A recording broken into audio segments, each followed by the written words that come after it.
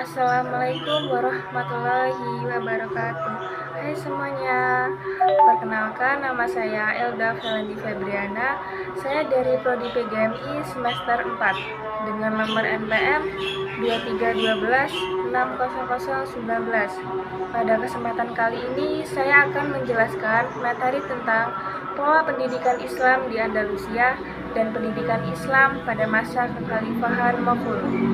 Tugas ini disusun untuk memenuhi mata kuliah Sejarah Pendidikan Islam dengan dosen pengampu Bu Nur Aini MPD. Langsung saja, mari kita masuk ke bagian pertama. Pola pendidikan Islam di Andalusia. Kehebatan sistem pendidikan di Andalusia menyebabkan Andalusia menjadi salah satu negara yang memiliki sistem pendidikan terbaik pada zamannya. Hal ini dikarenakan oleh beberapa faktor.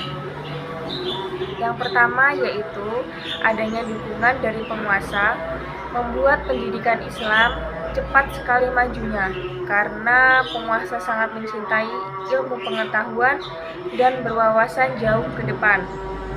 Selanjutnya yang kedua yaitu adanya beberapa sekolah dan universitas di beberapa kota Spanyol yang sangat terkenal seperti Universitas Cordova, Sevilla, Malaga, dan Granada. Yang ketiga yaitu banyaknya para sarjana Islam yang datang dari ujung timur dan ujung barat wilayah Islam dengan membawa buku dan berbagai gagasan untuk menunjukkan bahwa meskipun umat Islam terdiri dari beberapa kesatuan politik, terdapat juga apa yang disebut dengan kesatuan budaya Islam. Yang keempat yaitu adanya persaingan antara Abbasiyah di Maghdad dan Umayyah di Spanyol dalam bidang ilmu pengetahuan dan peradaban. Kompetensi dalam bidang ilmu pengetahuan dengan didirikannya Universitas Cordova yang menyaingi Universitas Nizamiyah di Baghdad yang merupakan persaingan positif tidak selalu dalam peperangan. Yang kelima yaitu pemerintah juga memberikan subsidi yang banyak terhadap pendidikan, yakni dengan murahnya buku, bacaan, atau diberikannya penghargaan yang tinggi berupa emas murni kepada penulis atau penerjemah buku, seberat buku yang diterjemahkannya. Pada masa kejayaan Andalusia, pusat-pusat pendidikan berada pada kutab dan perguruan tinggi. Yang pertama kita akan membahas tentang kutab. Kutab adalah sebuah lembaga pendidikan dasar yang mengajarkan cara membaca dan menulis kepada anak-anak atau remaja. Kemudian meningkat pada pengajaran pengetahuan Al-Quran dan pengetahuan dasar. Di Andalusia terdapat banyak kutab-kutab yang menyebarkan sampai ke pinggiran kota. Pada lembaga ini, para siswa mempelajari berbagai macam ilmu disiplin seperti disiplin fikih, bahasa, sastra, musik, dan kesenian. Kutab termasuk lembaga pendidikan terendah yang sudah tertata dengan rapi di saat itu. Sehingga kutab-kutab itu mempunyai banyak tenaga pendidikan dan siswanya. Pada lembaga ini, siswanya mempelajari berbagai macam ilmu pengetahuan. Di antaranya adalah yang pertama yaitu fikih.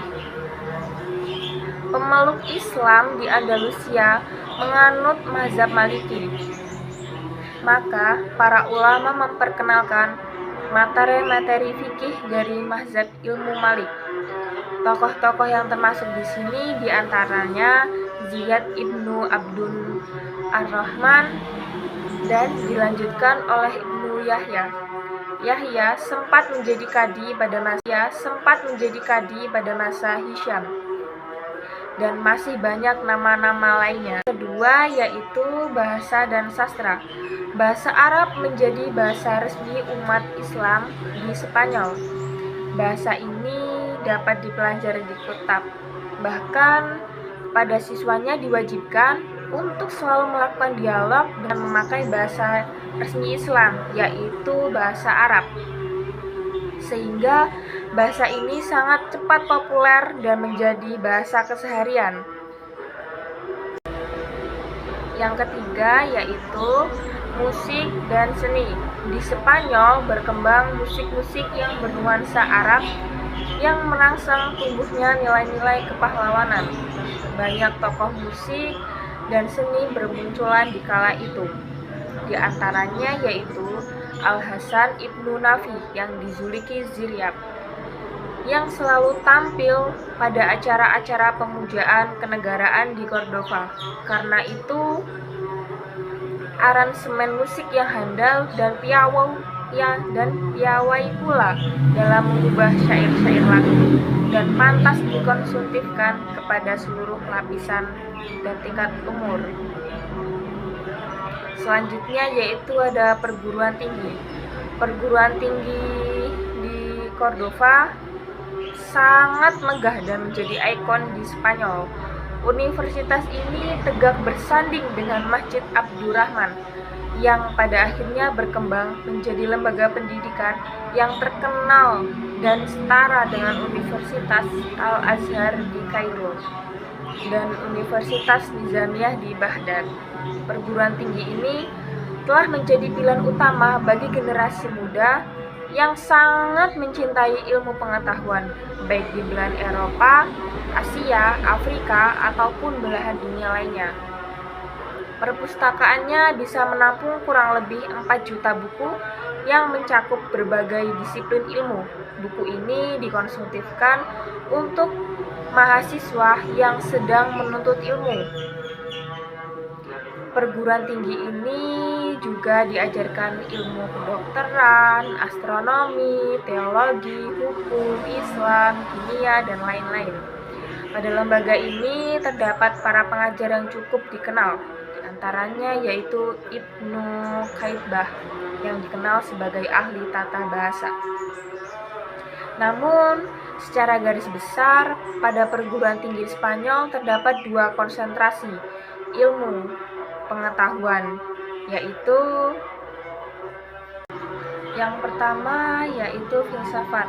Universitas Cordova mampu menyaingi Baghdad, salah satu di antaranya karena mampu mengimpor ilmu filsafat dari belahan timur dari dalam jumlah yang sangat besar, sekalipun Baghdad termasuk pusat ilmu pengetahuan Islam, sehingga beberapa waktu sesudahnya melahirkan filosof-filosof besar dengan karya emasnya. Ibnu Bajjah adalah filosof Muslim yang pertama dan utama dalam sejarah kefilsafatan di Andalus. Yang kedua adalah sains. Tercatat nama Abbas Ibnu Farnas yang termasuk dalam ilmu kimia dan astronomi. Ia adalah orang pertama yang menemukan pembuatan kaca dari batu. Perkembangan sains pada daerah ini diikuti pola oleh ilmu kedokteran, matematika, kimia, musik, dan ilmu lainnya. Bahkan ada ilmuwan wanita yang ahli dalam kedokteran. Yang kedua yaitu kita akan bahas tentang pendidikan Islam pada masa kekhalifahan Maghul. Bagaimana keadaan pendidikannya? Mari kita simak penjelasan berikut ini. Pada masa dinasti Mughal muncul Umran, filsafah tarik, dengan munculnya Muqaddimah Ibnu Khaldun, kitab pertama dalam bidang ini. Pada masa ini disempurnakan penyusunan ilmu politik, ilmu tata surya, ilmu peperangan, ilmu kritik, dan sejarah.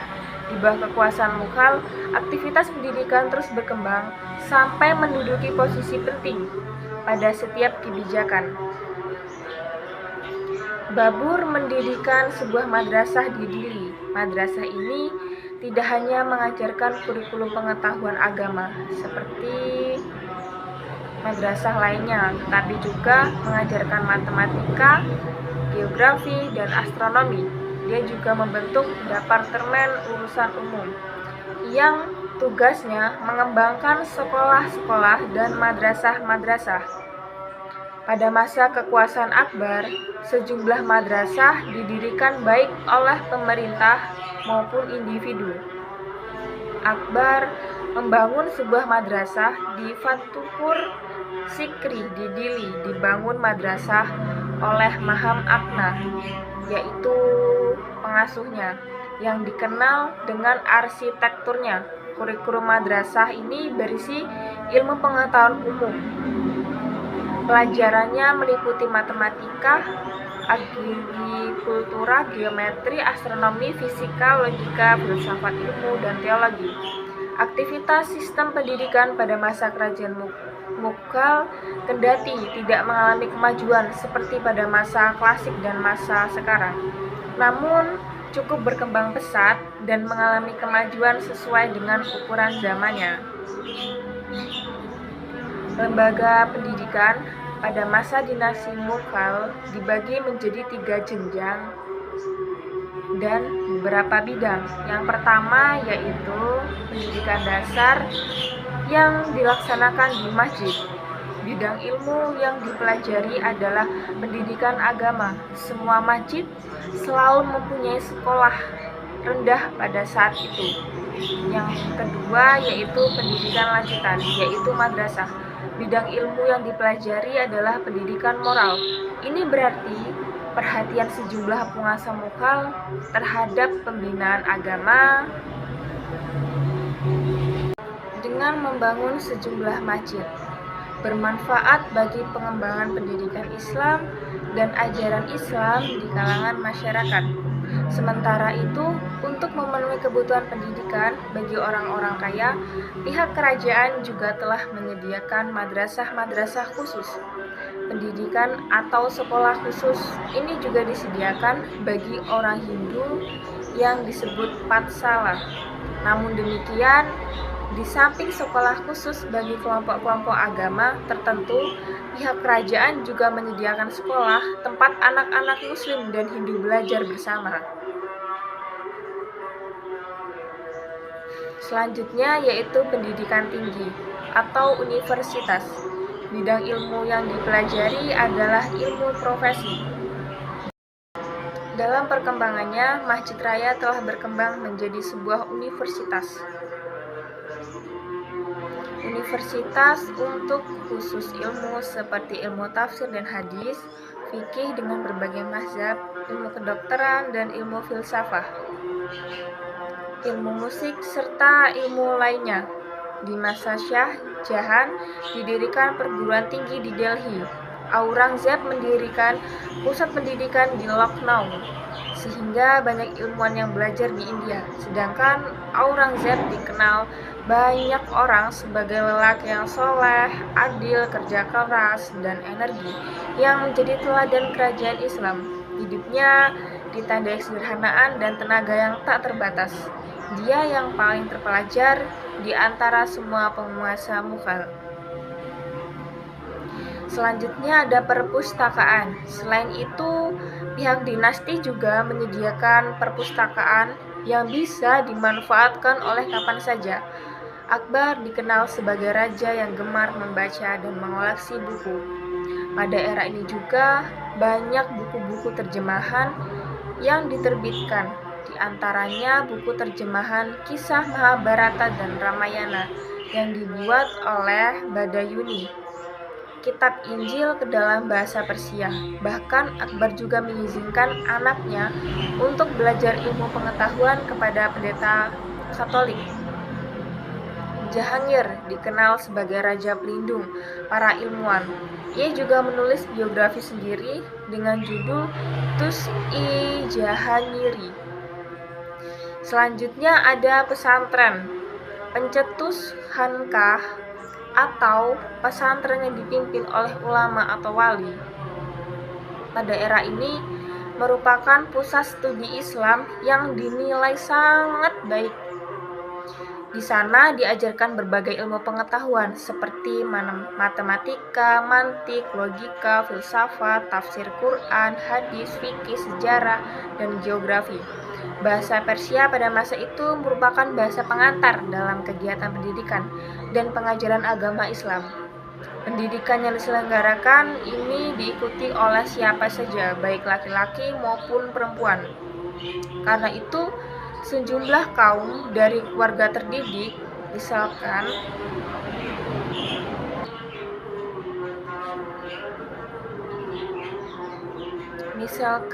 Gulbadan Begum, Maham Anga, Nurjahan, Jahan Ara Begun, yang kemudian menjadi penulis. Selanjutnya yaitu lembaga pendidikan pada masa dinasti Moghul. Yang pertama yaitu Madrasah Darul Al-Ulum di India. Di madrasah ini mengikuti pendidikan selama 6 tahun, mengikuti silabus, menempuh ujian formal, dan ikut pertemuan. Sekolah ini terkenal karena karyanya dalam hadis, dan pada abad ini membangun jaringan sekolah yang masih terus tumbuh hingga sekarang. Ajaran yang dibawa Syah Waliullah dan yang kemudian diteruskan oleh anaknya Syekh Abdul Aziz dan selanjutnya Sayyid Ahmad Syahid serta pengikutnya untuk melaksanakan banyak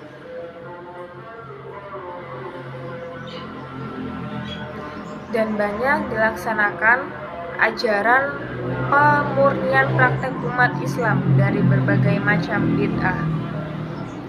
Selanjutnya ada Universitas Muslim Aligarh di India.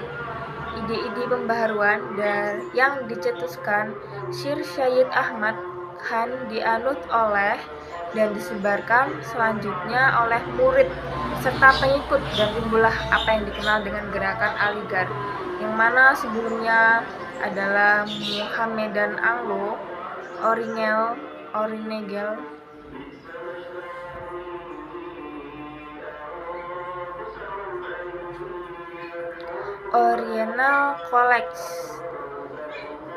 Setelah ditingkatkan menjadi universitas dengan nama Universitas Islam Aligarh, perguruan tinggi ini meneruskan tradisi berbagai pusat gerakan pembaruan Islam. Pada tahun 1875, Sayyid Ahmad Khan mendirikan MUASI yang kemudian menjadi Universitas Muslim Aligarh dan bertujuan melahirkan kaum berpendidikan. Dia bertujuan menunjukkan keselarasan fundamental antara wahyu Al-Quran dan sains modern dengan menyingkirkan dari Islam unsur-unsur yang bergantung pada ruang dan waktu tertentu, serta hanya mempertahankan yang esensialnya saja. Dia juga menggunakan ijtihad untuk menggantikan penafsiran historis. Kemajuan gerakan Aligarh disebabkan adanya mata pelajaran umum seperti ilmu alam, filsafat, Noira, dan sebagainya. Selanjutnya yaitu ada sekolah Muhammadan Anglo di India. Latar belakang didirikannya yaitu adalah hancurnya gerakan Mujahidin dan dinasti Mughal sebagai akibat dari pemberontakan 1857 serta hasil pemikiran oleh pendiri yaitu Syed Ahmad Khan. Ia melihat bahwa umat Islam mundur karena mereka tidak mengikuti zaman. Peradaban Islam klasik telah hilang dan telah timbul peradaban baru di barat. Kemudian peradaban ini adalah ilmu pengetahuan dan teknologi. Inilah yang menjadi sebutan bagi kemajuan dan kekuatan orang barat. Ilmu pengetahuan dan teknologi modern adalah hasil pemikiran manusia. Oleh karena itu, akal mendapat penghargaan tinggi bagi Syed Ahmad Khan. Tetapi sebagai orang Islam yang percaya pada wahyu, ia berpendapat bahwa kekuatan akal bukan tidak terbatas. Kemajuan ilmu pengetahuan dan pendidikan Islam masa dinasti Mughal memang tidak segemilang masa Islam klasik. Hal ini didasari oleh beberapa alasan. Yang pertama yaitu metode berpikir yang digunakan dalam bidang teologi adalah metode berpikir tradisional yang bertitik tolak bahwa segala sesuatu terjadi karena kehendak Tuhan, dan bahkan karena usaha manusia. Metode ini menyebabkan umat Islam tidak kreatif dan mudah menyerah pada keadaan. Yang kedua yaitu tidak ada lagi kebebasan berpikir yang menyebabkan lahirnya sebagai temuan. Setiap orang pada masa itu cukup mengikuti pemikiran yang telah ada, sehingga tidak menimbulkan berbagai temuan baru. Mereka telah memiliki kesadaran yang tenang bahwa tidak ada kemajuan. Yang ketiga yaitu sarana dan prasarana yang diperlukan untuk pengembangan ilmu pengetahuan sudah banyak yang hancur. Yang keempat yaitu kekuasaan Islam pada masa tiga kerajaan besar dipegang oleh bangsa Turki dan Mughal yang lebih dikenal sebagai bangsa yang suka berperang daripada sebagai bangsa yang berpikir dan mengembangkan ilmu pengetahuan. Yang kelima yaitu wilayah kekuasaan Islam tidak ada lagi berada di wilayah Arab dan tidak pula dikuasai oleh bangsa Arab. Para kerajaan Persia menggunakan bahasa Persia di Turki, menggunakan bahasa Turki, dan di India menggunakan bahasa Urdu. Akibatnya, bahasa Arab yang merupakan bahasa persatuan dan bahasa ilmiah pada masa sebelumnya tidak berkembang lagi dan bahkan menurun. Baik, mungkin itu saja materi yang saya sampaikan. Semoga materi ini dapat bermanfaat untuk kalian semua. Baik, saya akhiri. Wassalamualaikum warahmatullahi wabarakatuh. Bye bye.